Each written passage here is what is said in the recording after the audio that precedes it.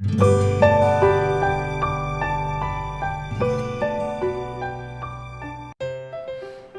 Morning बच्चों, विज्ञान की कक्षा में आपका स्वागत है। बच्चों, पिछली कक्षा में हमने जाना था विज्ञान के उपयोगों के बारे में। आज की कक्षा में हम जानेंगे विज्ञान के दुरुपयोग और उससे उत्पन्न समस्याओं के बारे में। तो चलिए शुरू करते हैं। बच्चों, विज्ञान ने अनेक असंभव लगने वाली बातों को भी संभव कर दिखाया है। जीवन का कोई भी क्षेत्र ऐसा नहीं बचा है जिसे विज्ञान ने प्रभावित ना किया हो।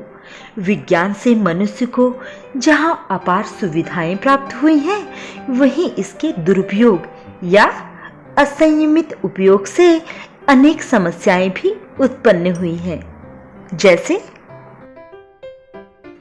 विज्ञान की प्रगति के फलस्वरूप यातायात के क्षेत्र में पेट्रोल और डीजल से चलने वाले वाहनों की वृद्धि के कारण पर्यावरण असंतुलित और प्रदूषित होता जा रहा है।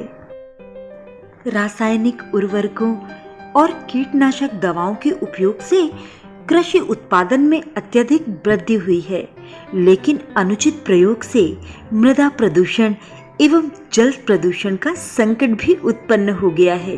नदियां प्रदूषित होती जा रही हैं और किसान के मित्र कहे जाने वाले केंचुआ और सांप आदि की संख्या घटती जा रही है। भूजल अर्थात भूमि के अंदर पाए जाने वाले जल के असंयमित दोहन से भूजल स्तर नीचे खिसकता जा रहा है, जिससे कुएं एवं तालाब सूखते जा रहे हैं और पेयजल का संकट बढ़ता जा रहा है। तीव्र ध्वनियां अर्थात तेज आवाज उत्पन्न करने वाले संगीत, लाउडस्पीकर आदि से ध्वनि प्रदूषण उत्पन्न हो रहा है, जिससे मानव मस्तिष्क पर दुष्प्रभाव पड़ रहा है।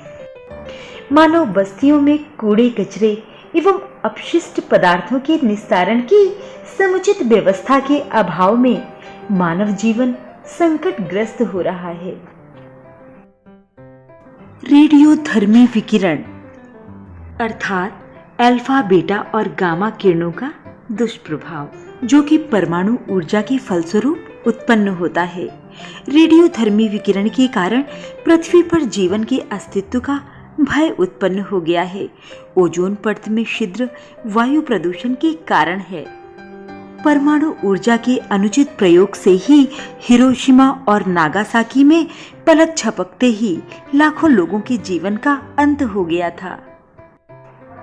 रेफ्रिजरेटर तथा एयर कंडीशनर में प्रयुक्त गैसों से वायुमंडल में क्लोरोफ्लोरोकार्बन की मात्रा में वृद्धि हो रही है, जिससे ओजोन परत का निरंतर क्षरण हो रहा है।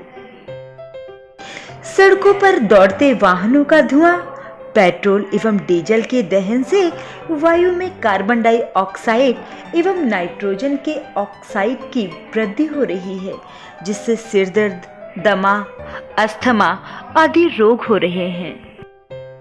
तो बच्चों, अब आपको समझ में आ गया होगा कि विज्ञान की प्रगति के फलस्वरूप वाहनों, कीटनाशक दवाओं आदि के उत्पादन में तो अत्यधिक वृद्धि हुई है और इससे बढ़ती हुई जनसंख्या की मांगों की आपूर्ति भी हुई है, लेकिन इससे पर्यावरण असंतुलित और प्रदूषित हो रहा है और मानव जीवन संकटमय होता जा रहा है।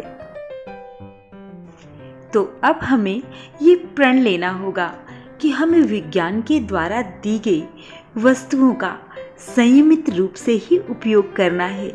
अगर हम इसका असंयमित रूप से उपयोग करेंगे तो ये वरदान की जगह हमारे लिए अभिशाप बन जाएगी और उपयोग की जगह ये दुरुपयोग हो जाएगा।